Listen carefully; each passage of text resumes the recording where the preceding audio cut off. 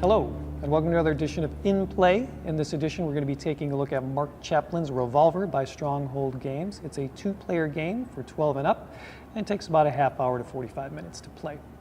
The theme of the game is it falls within the Western theme. This is an asymmetrical card game, meaning that each player has a different deck, a different set of cards that they're going to be playing with. One player will represent the Outlaws or the Colty Gang, and the other represents the Law or the Ned McCready Gang, or posse, I guess would be more the term that we're looking for. The game actually plays out along these battlefields, and there's a time component to the game. It's a limited amount of time and turns that you take. And there are ways within the game that you can slide these time components forward or back to jump ahead in time or back in time. And there's a few other manipulators along the way that I'll talk about in a minute. So the backstory to this game is basically the Outlaws, led by Jack the Crow Colty, have robbed the Repentant Springs Bank, and while they were trying to make their getaway, have killed the sheriff and the schoolmarm, the Dirty Dogs. And this has raised a lot of ire amongst the town people, and the Law, led by Colonel Ned McCready, are in hot pursuit. Now these men are not wanted dead or alive, they are wanted dead. So this game comes packaged in that nice tin that we saw in Panic Station, and it has very nice themed artwork on it, and is a good sturdy box to hold the components of the game, which consist of the deck for the Outlaws, the deck for the Law, your Outlaw characters, you have firepower tokens, grit tokens, which is basically an extra life, your battlefields, a nice little turn marker, a Derail the Train card, which can be used as a Hail Mary in the 315 Express from Rattlesnake Station, kind of fun. The Mexican border representation here, Mexican border tokens, and a pretty nicely laid out rule book. I really didn't know much about Revolver when I saw it. I knew it had a Western theme, I knew it was card based, and I thought that maybe it might be like Bang in some way, but when I actually sat down to play it, I found out that it is actually nothing like Bang whatsoever, except for the broad scope that it takes place in a Western theme, and there's a sheriff and bad guys. This is your game board. It's comprised of these 5 battlefields, and it is the Colty Gang's job to try and get through these battlefields as quickly as possible to make it to the 315. It is the Law's mission to try and kill all of the Colty Gang before they can get to the 315. Now each of these battlefields has a bonus. The black poker chip marker in the lower corner of the card represents the firepower bonus that the Colty Gang receives for that battlefield, and it's in play for the entire time that you're on this battlefield. So this number plus whatever cards that the Colty Gang plays in firepower is the number that the Law has to overcome to actually kill one of the members of the game, which is the entire point of the game. Along the top here you have your turn marker in the form of these little clock icons. Now this is going to be steadily moving forward turn after turn, and the Law is going to want to slow you down as much as possible. So there are cards within the game which allow this marker to be manipulated in time. The second way, or an additional way that they can win, is by hightailing it to the Mexican border. So in the beginning of the game, this Mexican border card is populated by 12 of these Mexican border tokens. This game actually came with 2 extras, which was kind of nice. Thought that was pretty groovy of them to throw in a few extras. The way that these tokens are removed from the Mexican border is if the Law fails to kill an outlaw. So in any one of these battles, if the Law can't overcome that number and kill one of the Colty Gang, a Mexican border token comes off. Once all these tokens are gone, the Outlaws have made it to the border and they've won. Now there is a way for the Colty Gang to take off tokens through card play, and there's a way for tokens to be placed back on by the Law through their deck. So I wouldn't count on trying to make it to the Mexican border all the time, because that's pretty iffy on your draws. But if you have the ability, if your cards say take them off, take these tokens off whenever you can. Or if you're the Law, put them back on. So the turn order after you've set up your battlefields, the Colty Gang is going to go first. They're going to be drawing 2 cards, and you'll be able to play as many of those cards as you want. Then the Law is going to go. They're going to draw 2 cards and play as many of those as they want.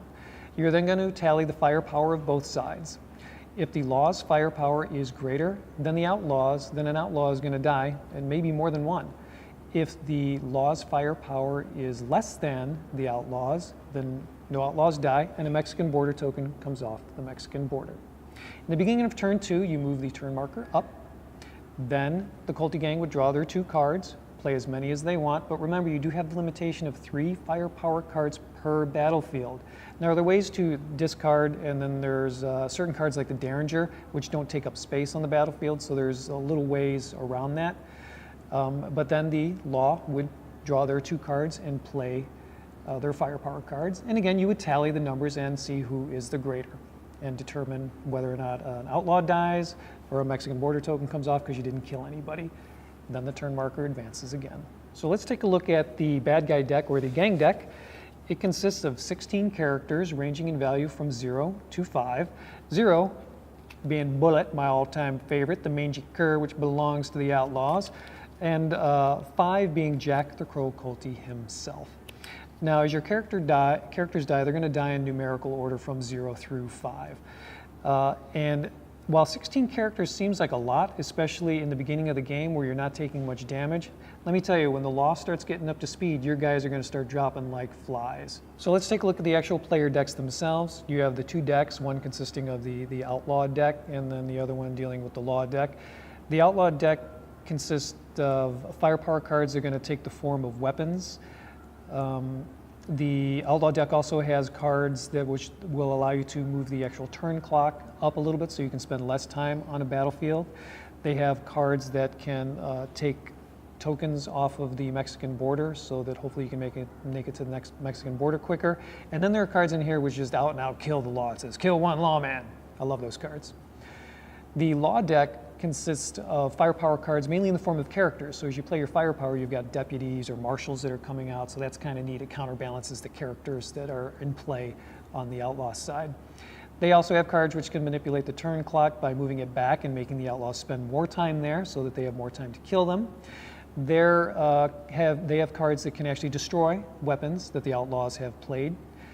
And probably one of my favorite cards is the ability to actually block the battlefield so that the Outlaws can't actually field their full complement of firepower.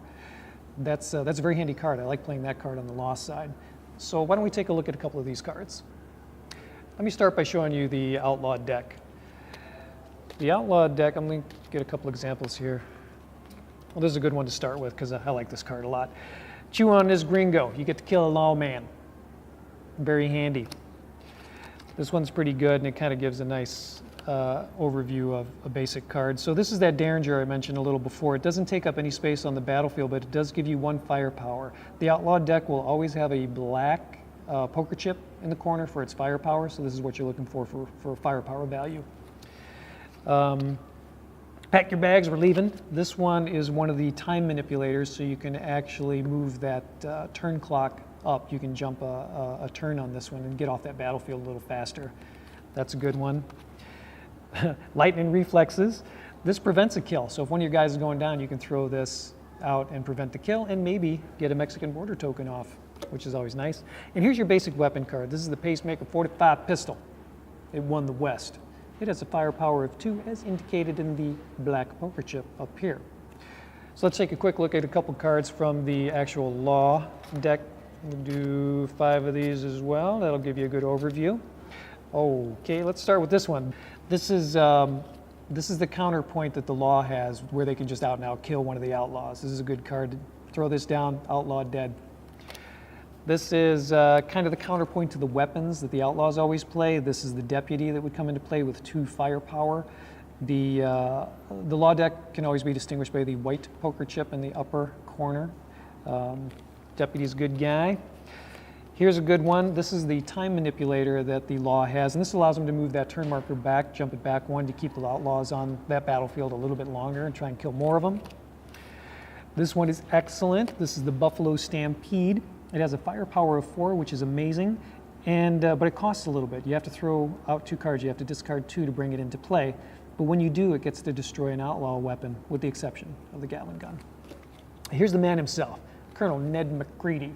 This is the guy that's chasing down the mangy curs that killed the sheriff and the school marm. He has a firepower of 5, but he costs a tremendous amount to get out of your hand. He costs 3 cards you have to discard to get him out. But he comes with this little hat with a 1 on it, which is grit, which is like an extra life. It makes it really hard to kill. Down here you'll notice that there's a cost of 0 if throughout the game. You actually end up on the last 2 battlefields when he comes out. He doesn't cost anything to come out, and he kills an outlaw automatically. Love this guy. So not knowing what I was getting into when I actually played this game, because thinking it was going to be like Bang, I was pleasantly surprised. The games that we played have all been right around a half hour, which is a nice, fun, quick game. This is not a deck building game. These decks are fixed. So as you're playing, you may not see those big cards that you want right away, and you certainly are not going to make it through your entire deck in a round of play. At least I never have. Every game that we played has been actually pretty good, and it's been right down to the wire, where there's like 1 Mexican border token, or down to the last few plays as we hop on the 315. So it does have a nice little tension that kind of builds over these battlefields. When I played the bad guys or the gang, I was thinking, hey, no problem, my guys are living all the way through this, until I got to this 4th battlefield, in which case Marty threw down and I had to spend more rounds there, and he killed me. I didn't make it out. But then, the next time I played a little smarter, but it was still right down to the wire again. So it has a really nice tension value and build that's built that works within the game itself. And it being only 2 players, it's kind of nice on an afternoon where you're sitting around with friends and you just want to pull out a quick game, because, as I said, you can get through one in probably about a half hour. Now, a really nice note is that with Gen Con coming up, Stronghold has announced that they're going to be offering 2 expansions to this. So if you get in a couple rounds of play and you like the game, you do have that to look forward to in a little over a month and a half. And if you do make it down to Gen Con, stop by Stronghold and check out the new expansions.